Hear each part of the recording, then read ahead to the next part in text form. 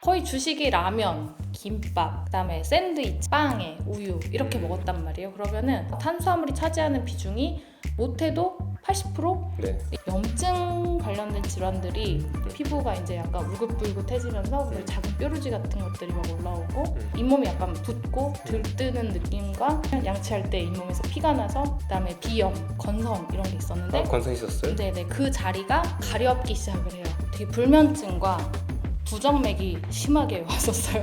뭔가 부정맥도 있었어요? 네 다니던 피부과 병원에서 다이어트 프로그램을 하나를 운영하고 계셨는데 반신반의하면서 식단을 따라갔어요.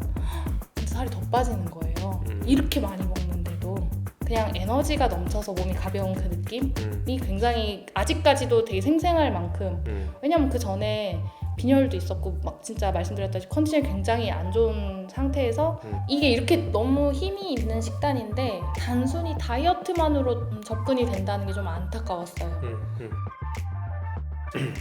아유 방송이 오래간만이라 어색하군요. 어떻게 해야 되지? 손과 팔을 어떻게 해야 될지 모르겠네. 오케이 시작할게요. 네. 다이어트 과학자 최겸입니다. 최겸 인터뷰 벌써 6화입니다. 오늘도 되게 소중한 이야기 가지고 계신 분 모셨습니다. 아마도 저탄수화물 또는 키토제닉 주제를 오랫동안 봐오신 분들은 아실 텐데요. 오래전부터 팟캐스트 그리고 유튜브에서 저자세라고 하는 채널 어떻게 보면 이 키토 주제에서 1세대 크리에이터이신 메이님 모셨습니다.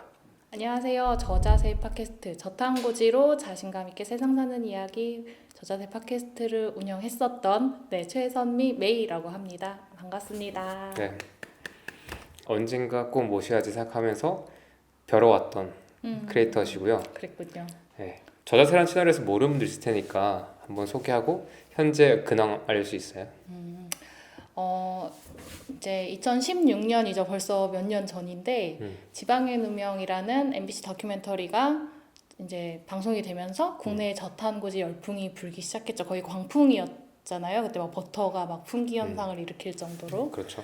근데 이제 아무래도 방송에서 임팩트 있었던 부분들이 굉장히 삼겹살을 구워서 그 기름까지 막 퍼먹는다던가 막 버터를 생으로 먹는다던가 이런 부분들이 강조돼서 보여진 덕분에 어떤 고지방식에 대한 인식이 확 올라갔지만 동시에 잘 왜곡된 지식들이 굉장히 많아졌던 것 같아요. 그 당시에는. 그래서 내가 생각하는 저탄고지, 키토제닉은 사람들이 생각하는 저것과는 좀 다른데 라는 마음으로 메이님부터 한번 해주실까요? 저자세 팟캐스트 총괄과 진행을 담당하고 있는 메이 최선미라고 합니다. 반갑습니다. 제가 말씀드리고 싶었던 건 그러니까 인위적인 시간에 맞춰 사는 삶이 아니라 그 자연의 흐름 속에 나를 맡겨서 편안하게 흘러갈 때의 그 편안함에 대한 이야기거든요. 단식을 하면 칼로리 섭취량이 줄어들어서 생기는 문제점은 발생하지 않는 건가요? 뭐 예를 들면 뭐 계속 얘기하는 뭐 대사량이 저하된다거나 뭐 이런 걱정이 있겠죠? 단식과 기한은 다르다. 제이슨 펑 선생님이 단식을 권하는 이유는 칼로리를 낮추기 위해서가 아니라 인슐린의 휴지기를 가지기 위해서잖아요. 더 좋은 걸로 채우기 위한 비움의 시간이고 맞아요. 네, 기한은 그냥 어떻게든 떼어내기 위해서 막 내 몸을 막 들들 볶는 그런 차이가 있는 것 같거든요. 그럼 어떻게 해야 되냐? 단식 끝나고 굉장히 좋은 음식을 통해서 내 몸을 잘 채워줘라라는 가이드가 있어요. 단식 끝났다고 막 허겁지겁 아무 음식이나 막 먹는 게 아니라 저탄수화물에 좋은 음식들로 잘 채워줘야 한다라고 그걸 굉장히 강조하세요. 좀 지금 생각하면 굉장히 약간 끌어오르는 열정으로 시작을 했었던 것 같아요. 좋은 정보, 제대로 된 정보, 최대한 바른 정보를 사람들에게 전달해주자라는 뜻으로 시작을 했던 팟캐스트였고요. 하다 보니 이제 그 당시 그 유튜브 흐름에 맞춰서 유튜브로까지 채널을 확장을 했었는데 아무래도 현생의 어려움에 부딪혀서 요즘은 쉬고 있습니다. 언젠가 다시 할 날이 오겠지만 요즘 워낙 좋은 콘텐츠들도 많고 책도 지금은 이미 충분히 넘칠 정도로 많고 한 상황이어서 굳이 뭐 나까지 거기에 더 뭘 할 필요는 없지 않나라는 생각으로 지금 쉬고 있고요. 그렇습니다. 이제 저자세 채널에 영상이 안 올라오고 있으니까 그렇죠. 궁금해하실 분들이 많을 것 같은데 근황이 어떻게 되세요? 우선 열심히 회사 다니고 생업은 중요하니까요. 회사 열심히 다니고 있고요. 식단은 아무래도 안 한다고 할 수는 없는데 그렇다고 해서 제가 막 한참 열심히 키토를 하던 2016, 2017 뭐 그때와 비교를 하면은 굉장히 리버럴하죠. 네, 느슨하죠. 네, 자유롭게 하는 편이고. 네. 그럼 리버럴하다는 건 어떻게 지내시는 거예요? 이제 아무래도 저희는 수치로 말씀을 드려야 좀 이해하기 쉬우실 거 아니에요. 네. 보통 순탄수화물 개념으로 말씀을 드리자면 최대 한 150g까지도 꽤 많이 먹는 편인 거죠. 네, 그렇게 식단은 좀 탄수화물로부터 좀 자유로워진 그래서 리버럴한 네, 그런 식단을 하고 있습니다. 과거에는 저희가 탄수화물이 되게 막 안 좋은 거 약간 먹으면 큰일 나는 거 이렇게 생각을 했었던 것 같아요. 저도 그랬고 근데 지금은 약간 어느 정도 선을 넘지 않는다면 네, 그냥 적당히 먹는 거는 문제가 없지 않나 약간 요 정도로 마음이 많이 누그러져 있는 상태라고 보시면 될 것 같아요. 식단은. 한창 저탄수화물 식단이 화제되었을 때는 약간 탄수화물 섭취, 정제 탄수화물 섭취 또는 인슐린 이런 그쵸. 것들에 대해서 약간 조금 많이 이제 부정적으로 많이 봤던 다행히 그럴 수밖에 없는 게 우리가 거기에 대해서 잘 몰랐다가 처음 막 인지하면서 오. 이제 문제를 막 제대로 공론하기 시작하니까 거기에 좀 많이 이제 초점이 갔었고 아마 식단을 좀 오래 해오신 분들도 알 것 같은데 또는 저도 계속 강의에서 말씀드리듯이 탄수화물을 줄인 것 자체가 목적이 아니다. 저는 보통 이제 느끼는 거는 대사에 문제가 있거나 우리가 몸이 다 지금 탄수화물 에너지를 쓰고 있으니까 대사를 조금 더 유연하게 만들어줄 때 다들 모두가 지금 막혀 있으니까 그때 탄수화물 적절하게 줄였을 때 뭐 살이 빠지고 아니면 이제 뭐 대사가 개선되고 이런 것들이 중요하지 않았나. 맞습니다. 다만 요즘에 이제 이런 트렌드가 좀 더 이제 바뀌고 있는 느낌이 좀 있어요. 그러니까 좋은 탄수화물을 어떻게 먹는지. 맞아요, 맞습니다. 딱 그런 느낌으로 식단을 하고 있는 것 같아요. 우선 베이스는 거의 집밥.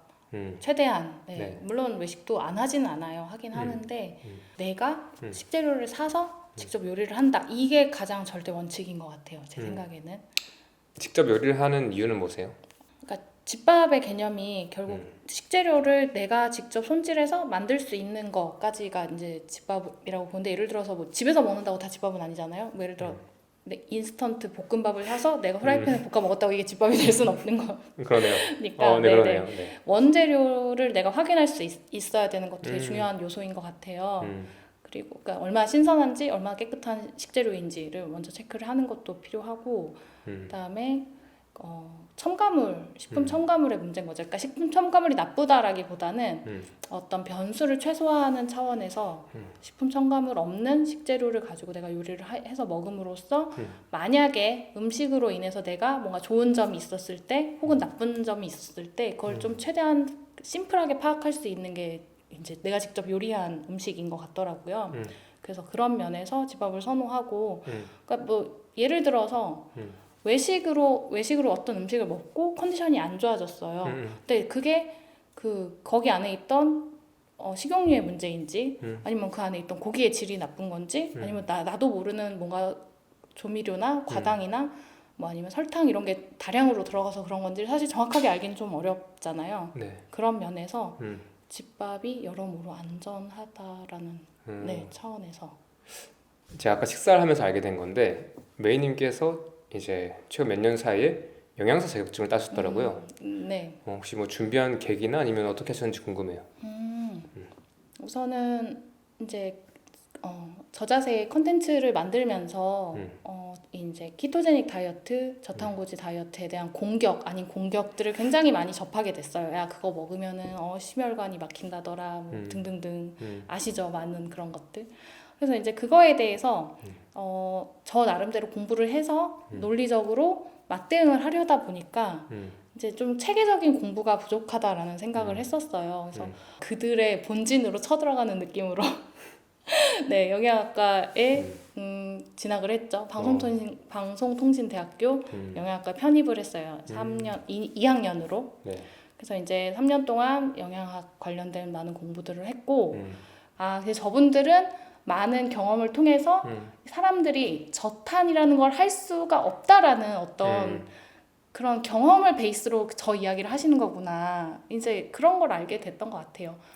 오케이. 그러면 어쨌든 메이님께서는 이제 지금 두 가지 다 공부하면서 지금 이제 약간 지식의 어떤 층을 넓혀나가고 계신데 그럼 지금 메인님께서 생각하시는 약간 건강한 식단의 어떤 이론 또는 이 관점은 뭐라고 볼 수 있을까요? 지금 시점에서.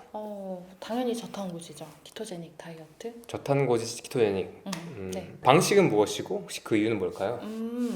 그쵸. 방식이 상당히 넓어졌죠.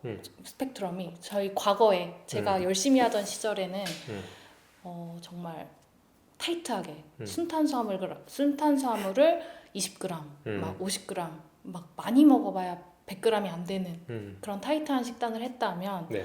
저는 과거보다 적게 먹으면 저탄수화물이 지켜지는 거고 내 식단 안에서 부족한 칼로리를 지방으로 채운다면은 그게 저탄고지 식단인 것 같아요. 네.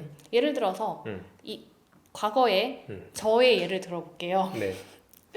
과거를 할 때 이제 몇 년 전인지가 중요할 것 같아요. 한 진짜 10년 전? 네, 좋아요. 네. 저탄고지를 알기 전, 그다음에 건강과 건강한 식생활에 관심이 없던 시절에는 그냥 밥이라는 게 끼니를 때우는 수단이었어요. 그러니까 그냥 배만 안 고프면 되고 또 어떤 면에서는 늘 사람들은 다이어트를 마음속에 이렇게 품고 살잖아요. 그러니까 오히려 배고프고 덜 먹을 수 있으면 좋다라고 생각을 하면서 음식을 접했었는데 맞아요. 대표적으로 이제 아침이 제일 굶기 쉬우니까 아침을 안 먹고 점심은 간단하게 삼각김밥 같은 걸 먹어요. 맞아요. 그다음에 저녁 때는 이제 뭐 약속이 있으니까 보통 술과 뭐 안주류 이런 거를 먹거나 혹은 거의 주식이 라면, 김밥, 그다음에 샌드위치 좀 건강하게 먹고 싶어서 챙기는 게 샌드위치. 그다음에 아니면 그냥 빵에 우유 이렇게 먹었단 말이에요. 그러면은 하루에 먹는 전체 식사량에서 탄수화물이 차지하는 비중이 못해도 80% 네. 이상이었을 것 같아요. 근데 지금은 끼니당 전체 비율로 따졌을 때 한 20% 이하? 많이 먹어봐야 20% 이하 정도를 네. 탄수화물로 채우는 것 같아요. 여기서 말하는 탄수화물은 사실 뭐든 상관없는 것 같아요. 밥이 돼도 좋고 고구마, 뭐 감자, 뭐 여러 가지 탄수화물 종류들이 있잖아요. 그러니까 그 무엇을 먹던 간에 그 전체적인 총량이 적은 양, 그러니까 예를 들어 밥 같은 경우도 한 2-3숟가락, 고구마도 뭐 한 반 개, 한 요만큼? 네, 진짜 뭐 이만한 고구마에 한 반절, 뭐 요 정도의 양이라면 끼니당 네. 그 정도의 양이라면 충분히 문제가 없는 양이라고 생각을 해서 우선 양을 줄이는 게 제일 핵심인 것 같고요. 근데 양을 줄이다 보면은 당연히 전체 섭취 칼로리가 줄어들잖아요. 네. 그래서 칼로리를 제한하는 차원에서의 칼로리를 카운트를 하는 게 아니라 네. 부족하지 않기 위해서 칼로리를 카운트를 하는 거예요. 왜냐면 우리 몸이라는 게 장기적인 칼로리 미달 섭취가 된 경우에는 자연스럽게 대사가 닦이니까 우리는 늘 그걸 반복해 왔잖아요. 그러다 보니까 미달되지 않는 선에서의 지방 섭취, 그다음에 충분한 단백질의 섭취, 요게 저는 큰 광범위한 어떤 저탄고지의 정의 아닌가 요즘은 그렇게 생각을 하고 있습니다. 그러면 이제 메인님께서 생각하시기에 탄수화물 섭취량을 충분히 좀 낮추는 게 건강하거나 좋은 이유가 뭐예요? 이거는 과학적으로, 영양학적으로 설명을 하는 것보다는 네. 경험을 설명하는 게 제일 좋은 것 같아요. 네. 이제 저도 사람이다 보니 여러 이유로 탄수화물 섭취량이 예정보다 제가 좀 전에 말씀드렸던 어떤 이 목표치보다 훨씬 초과하는 경우가 이제 종종 있어요. 특히 연말에 외식 많고 약속 많고 네. 그러다 보면은 이제 바깥밥이라는 게 아무래도 양념에 설탕도 많이 들어가고 또 주로 음식들이 다 탄수화물 베이스의 음식들이고 하다 보니까 한 일주일 정도만 내가 뭔가 일반식에 가까운 보통 사람들이 먹는 그런 탄수화물 하루에 뭐 한 300g 정도 되려나요? 밥 3공기 네. 분량 정도를 꾸준히 먹다 보면은 염증 관련된 질환들이 체험적으로 확 올라와요. 예를 어떤 들어서 것들이요? 대표적으로 피부가 이제 약간 울긋불긋해지면서 뭐 작은 뾰루지 같은 것들이 막 올라오고 잇몸이 약간 붓고 들뜨는 느낌과 좀 더 심해지면 양치할 때 잇몸에서 피가 나서 이렇게 치약 뱉으면은 치약이 빨개지는 네. 그런 것들, 그다음에 비염 이런 것들이 올라오고 그다음에 피부가 좀 안 좋은 편이어서 예전에 막 건선 이런 게 있었는데 건선 있었어요? 네네 그 자리가 가렵기 시작을 해요. 그러면 신호예요. 시그널이 딱 오는 거예요. 너 그만 먹어라. 이제 많이 먹었다. 네. 건선이 있었던 자리가 치료되는데 네, 거기가- 지금은 흔적도 없는데 어, 그 자리가 가렵기 시작해요. 메이님의 건선은 어떤 건선이었고 어떻게 치료했어요? 저는 종아리 그 정강이 뼈 있는 라인 타고 이렇게 불그스름하게 세로로 길게 네. 약간 뭐라 그러지? 빨갛고 오돌도돌하게 어. 뭐가 나고 네. 이제 가렵잖아요. 엄청 가렵거든요. 그러니까 낮에는 안 긁으려고 노력을 하는데 다들 그러실 거예요. 밤에 가렵음이 심하고 자다 모르게 잠에서 막 긁어요. 그럼 이제 거기에 피가 맺히고 네. 딱지가 생기고 그게 오래되면서 그걸 경화라고 부르던데 약간 이렇게 뭐라 그러지? 살이 딱딱해져요. 네. 네, 딱지랑 좀 다르게 살같이 불구스름하게 두툼해지는 느낌이 들거든요. 근데 그런 것들이 반복이 좋아졌다 나빠졌다 좋아졌다 나빠졌다의 반복이 있었죠. 성인이 되고 생긴 거예요? 네. 저는 모든 컨디션의 악화가 고등학교 때까지는 그래도 식생활이 나름 나쁘지 않았거든요. 급식을 먹으니까. 근데 이제 대학생이 되면서부터 아까 말씀드렸던 삼각김밥, 라면, 술, 네, 과자 이런 점천된 생활을 한 5년 정도 하고 나니까 20대 후반, 중후반부터 급격히 건강이 나빠졌거든요. 혹시 그럼 그때 다른 증상도 있었어요? 건선 말고?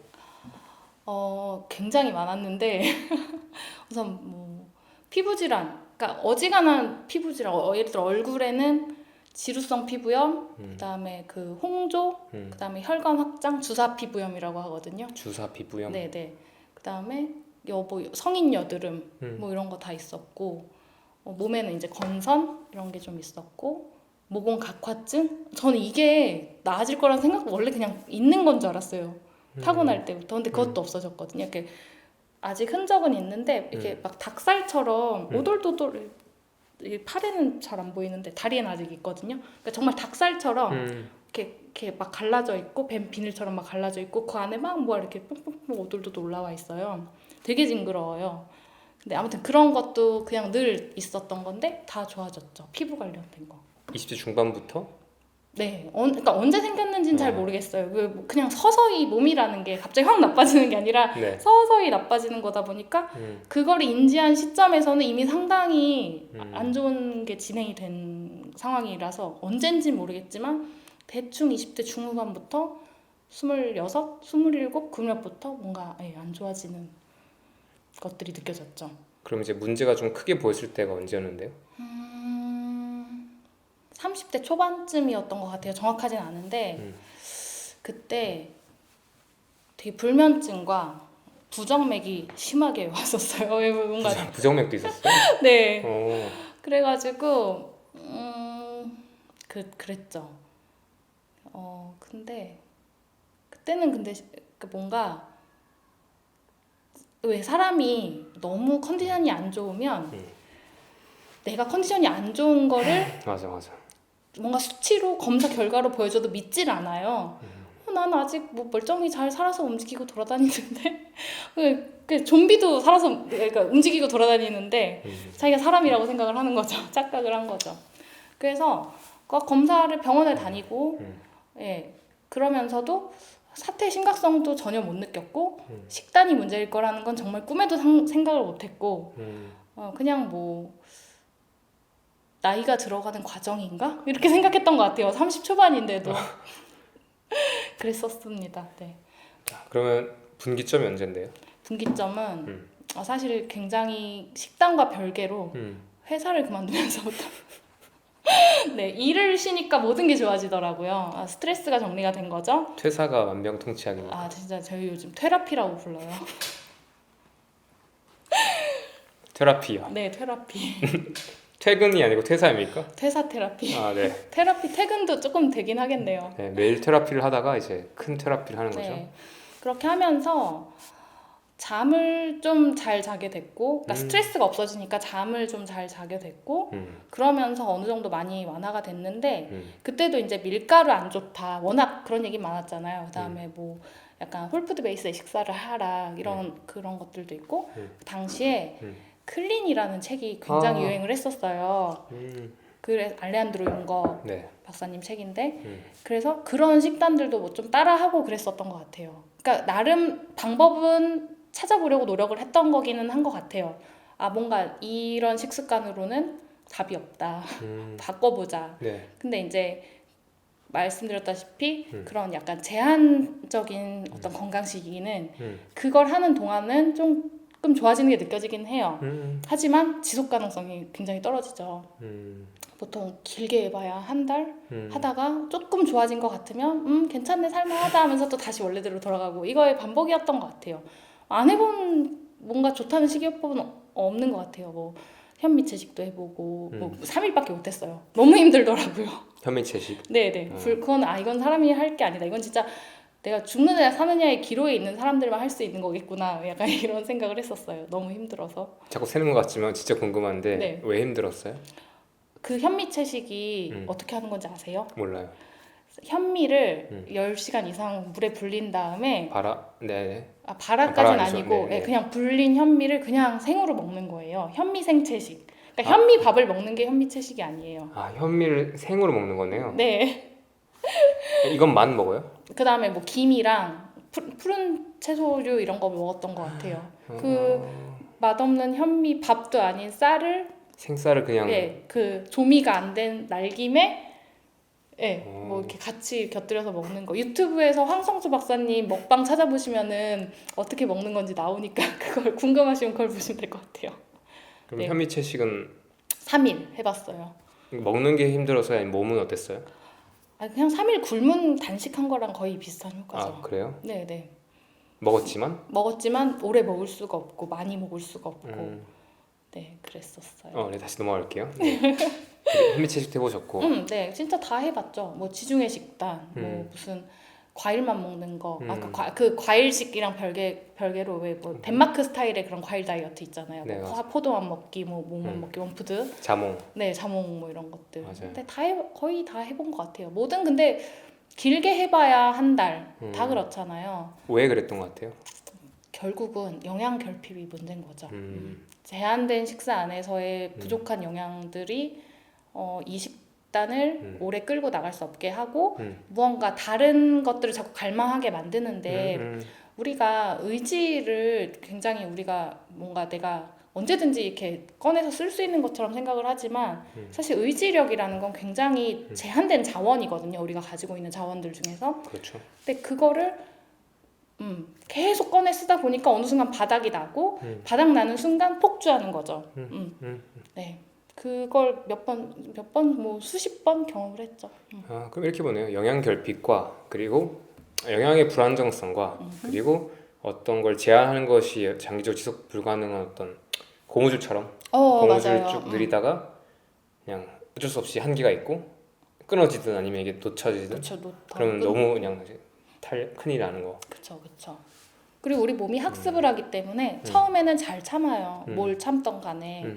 근데 어느 순간 얘가 참으려고 신호만 보내도 막 못하게 해요. 아니야 하지마 이러면서. 예를 들어서 뭐 그게 대표적이었던 게 채식만 먹는 식단. 유행처럼 요즘도 유행이지만 그 채식 있잖아요. 뭐 비건, 뭐 락토, 뭐 그런 류의 채식 베이스의 식단. 네. 이런 걸 하다 보면은 이 식단들이 가지고 있는 장점은 식사량이 줄어들면서 칼로리 소모량이 줄고 이제 그렇기 때문에 살이 빠진다고 생각을 하거든요. 저는 네. 그게 식단이 건강해서 살이 빠진다기보다는. 근데 당연히 칼로리 섭취량이 줄어들다 보니까 약간 이 풀만 먹으려고 하는 순간 이렇게 약간 거부해요 몸이. 약간 먹지 말자. 이거는 아닌 것 같아 이러면서. 아, 그래요? 네네. 그러면서 자꾸 딴 게 먹고 싶고 생각나고 네, 그런 현상들이 생기는 거죠. 이것만 먹었을 때 몸이 아는 거예요. 아 이것만 먹으면 내가 원하는 게 다 들어오지 않아 라는 거를. 네.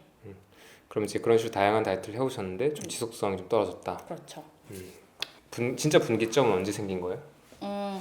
분기점은 역시 다이어트가 시작이었어요. 그때 이제 제가 다니던 피부과 병원에서 다이어트 프로그램을 하나를 운영하고 계셨는데 거기 프로그램 중에 일부분이 키토제닉 다이어트와 약간 결이 비슷한 흐름이 있었어요. 그러니까 그 다이어트가 굉장히 초반에는 저칼로리로 타이트하게 체중 감량을 한 다음에 키토제닉 다이어트로 유지를 시켜주는 형태의 프로그램이었거든요.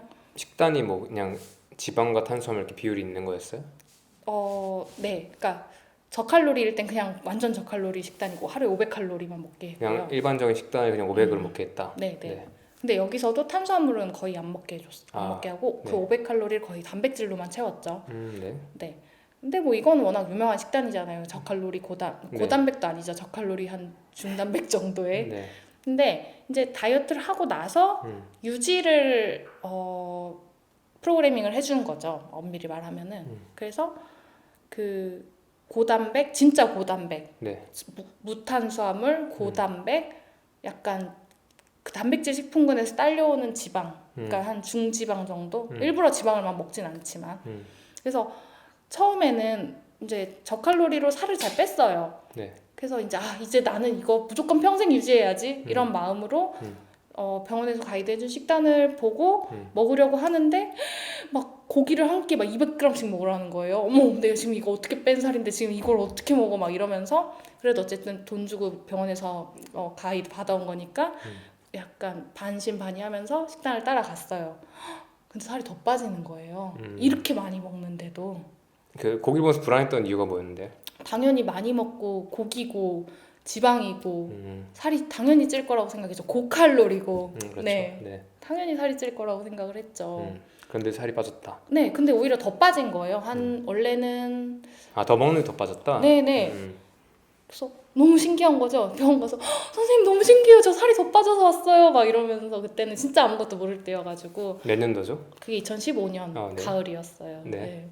그래서 그때부터 너무 궁금하더라고요. 음. 도대체 뭐지 이거? 왜 살이 빠졌지? 상식적으로 나의 이해가 안 되네. 상식과 완전 정반대죠. 그래서 저 같은 경우는 사실 몸으로 먼저 체험을 하고 왜가 궁금해서 키토제닉 다이어트를 알게 된 케이스라서 어떻게 보면 되게 확신과 신념을 가지고 데이터에 접근했던 케이스였기는 해요. 좀 특이하죠. 예. 경험에서 시작하셨는데. 네, 그쵸. 그러니까 이걸 부정할 수는 없는 거예요. 누가 옆에서 너 그거 하면 큰일 나, 잘못되는 거야 라고 얘기를 해도 아닌데? 내가 해보니까 너무 좋은데? 왜냐면 컨디션도 굉장히 좋았거든요. 당연하죠. 예. 에너지가 충분히 들어오니까. 좀 더 말할 수 있어요? 컨디션이 어땠는지 기억나요? 컨디션이요. 그때 우선은 몸이 굉장히, 그러니까 체중을 감량해서 몸이 가벼운 것과 별개로 그냥 에너지가 넘쳐서 몸이 가벼운 그 느낌이 굉장히 아직까지도 되게 생생할 만큼. 왜냐면 그 전에 빈혈도 있었고 막 진짜 말씀드렸다시피 컨디션이 굉장히 안 좋은 상태에서 어쨌든 감량을 했고 그 에너지가 도는 느낌, 네, 활기찬 느낌, 그걸 굉장히 오래간만에 경험을 했던 것 같아요. 그때는. 그래서 굉장히 몸이 가볍다, 되게 의욕이 넘치는 그런 상태였고 그 넘치는 의욕을 키토제닉 공부하는 데 썼죠. 그 정도로 좋았고 뭐 아까 말씀드렸던 온갖 염증 질환들, 만성 질환들 다 상당히 많이 좋아졌었어요. 뭐 비염, 그다음에 각종 피부 질환들 이런 것들. 그러니까 피부 질환 같은 경우에는 회사를 그만두면서 한 절반 정도는 많이 개선이 되긴 했지만 네. 저는 근데 이미 거기에 만족을 하고 있었어요. 사실은 이 정도만 좋아져도 정말 대단하다 라고 생각을 했는데 그게 정말 흔적이 없이 사라진다라는 수준으로 좋아졌거든요. 그래가지고 진짜 되게 좋다. 근데 그때는 이게 뭔가 식단의 힘이라기보다는 그냥 살을 빼서 건강해졌다라고 생각했어요. 막연히. 네, 그랬었죠. 그것도 완전 틀린 말은 아니지만 맞아요. 공부를 좀 해보면 그것만 아니란 걸 알 수 있죠. 그쵸. 자, 그래서 2015년에 피부과에서 이제 제안해준 어떤 식단을 따랐는데 거기에 의외로 약간 좀 저탄수화물 식단이 있었고 네. 그걸 하면서 처음으로 좀 경험한 상태에서 이제 그러면 이후에 어떤 일이 났나요?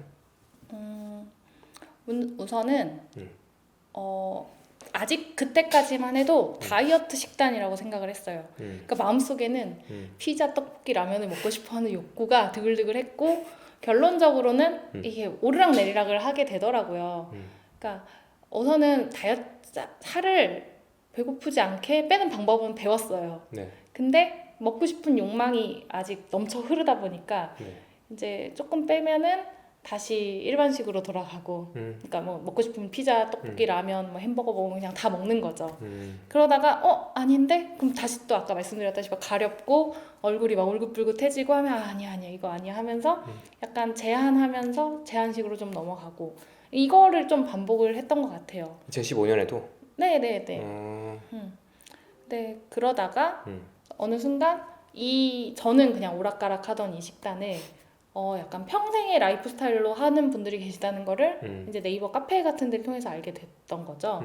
이제 그분들은 일본에서 이미 당질 제한식이라는 이름으로 있었던 당뇨 환자분들이셔서 나는 평생 이 식단을 할 거야 라고 하셨던 분들도 있었고 근데 처음에는 저처럼 다이어트로 시작을 했는데 똑같은 거죠. 거의 패턴은 비슷한 것 같아요. 뜻밖의 뭔가 난 죽을 때까지 달고 살아야 할 거라고 생각했던 어떤 만성 질환들, 자가 면역 질환들 이런 것들이 좋아져서 난 그냥 죽을 때까지 이 식단을 해야 해 라고 하는 분들이 이제 굉장히 소규모 커뮤니티로 모여 있었어요. 그래서 이제 우연히 그 커뮤니티를 알게 돼서 거기서 사람들과 이제 주고받고 이야기를 나누면서 이게 내가 좋아졌던 게 단순히 살을 빼서 좋아진 게 아니라 이 식단이 정말 이런 어마어마한 힘을 가지고 있었구나. 네, 이걸 알게 됐던 거죠. 그 많은 분들 사례를 접하면서.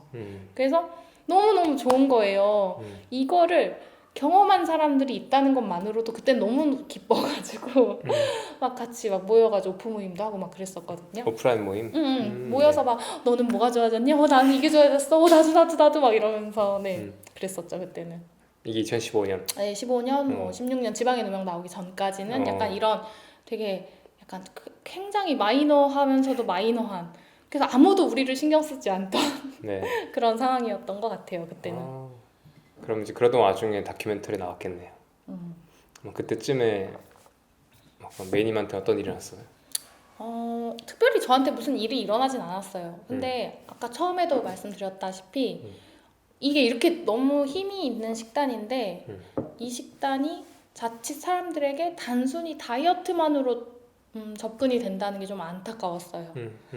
물론 살이 빠지는 건 맞고 건강해지는 건 맞는데 네. 그 이전에 그러니까 저도 이제 이걸 단순히 다이어트 식단이라고 생각을 해서 오르락 내리락 했잖아요. 그렇죠. 근데 그 과정에서 분명 뭔가 불편하고 안 좋은 이렇게 뭔가 컨디션들이 있고 생각해보면 피자, 떡볶이 이거를 먹는 게 정상적인 식생활은 아니잖아요. 그 식사가 우리 몸에 좋지 않다는 걸 알지만 어떻게 아직 다른 대안이 없다고 생각을 해서 그걸 선택하는 그런 약간 뭐랄까요. 강요된 선택지를 선택하는 그런 느낌으로 그런 가공식품과 어떤 인스턴트 식사를 하게 되는 것 같아요. 뭐 바쁘니까 혹은 뭐 빠르고 간편하게 먹을 수 있는 게 그거밖에 없어서 그렇죠. 혹은 비용이 적게 드니까 그리고 맛있고 맛있고 비싸지 않고 주변에 있고 그쵸. 그러니까 우리 그냥 먹었죠. 맞아요. 근데 그 맛있다라는 것도 굉장히 큰 착각이라는 거를 지금은 이제 알지만 그때는 맛있다고 생각했던 것도 맞고 네, 뭐 지금도 가끔 먹으면 맛있긴 해요. 그쵸. 아무튼 그래서 좀 이거를 진지하게 접근을 해줬으면 좋겠다라는 생각을 했던 것 같고 그래서 이제 저자세 팟캐스트 같은 것들도 진행을 하게 됐고 의사 선생님들 지방의 누명에 나오셨던 네. 의사 선생님들이 모여서 학회 저탄고지 협회 협회예요, 학회? 협회예요. 협회? 예, 네. 연합회 같은 느낌. 그래서 그거를 만드셔서 포럼 같은 행사도 하고 그랬었잖아요. 네. 그래서 그런 행사 같은 거 하실 때 좀 적극적으로 참여하고 도와드리고 그랬었던 것 같아요.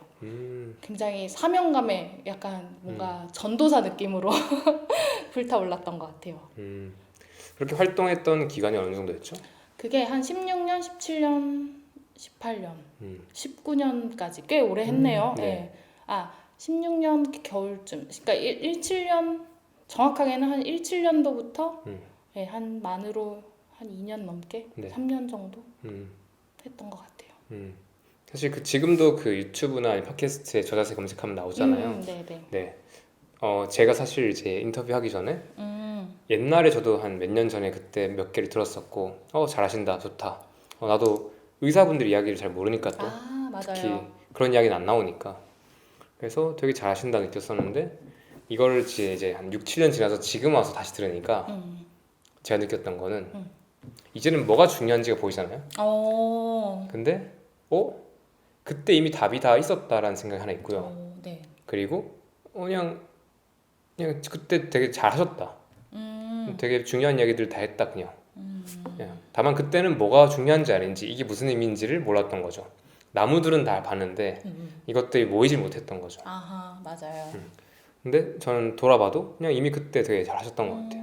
그래서 혹시나 관심 있으신 분들은 저자세 검색하시면 지금도 유튜브 채널이 있는데 꽤 괜찮은 거 많습니다. 특히 제가 지금 하듯이 뭔가 좀 요약적인 영상 자료가 아니라 조금 더 한 주제를 깊이 들어간 게 많더라고요. 맞아요. 저는 그런 게 되게 좋았어요. 그래서 개인적으로는 지금까지도 많은 분들이 날 이렇게 영상이 워낙 많으니까 뭘 봐야 돼? 라고 물어보면은 그 시즌 3라고 되어 있을 텐데 아마 그 홈페이지 썸네일로도 정리를 해놨어요. 보시기 편하게. 그 대한저탄고지 협회와 저자세 이렇게 공동으로 세팅을 해서 매 화마다 선생님들이 나오셔서 가지고 계신 주제들에 대한 이야기를 해주시는 그 시즌이 있거든요. 한 12편인가 14편으로 그냥 정리가 될 거예요. 그래서 그거를 한번 쭉 들어보시면은 도움이 되게 많이 되시지 않을까 생각을 해봅니다. 네. 자, 그러면 오늘 영상 보시는 분들한테 내가 이때 공부를 이렇게 해보니까 또 지금까지 와보니까 이게 제일 중요했다. 또는 꼭 뭔가 우리가 다뤘으면 하는 주제는 뭘까요? 이제 시작하는 거네요. 맞아요. 이제 진짜 본격 시작. 이게 2부일 수도 있어요. 그렇구나. 네.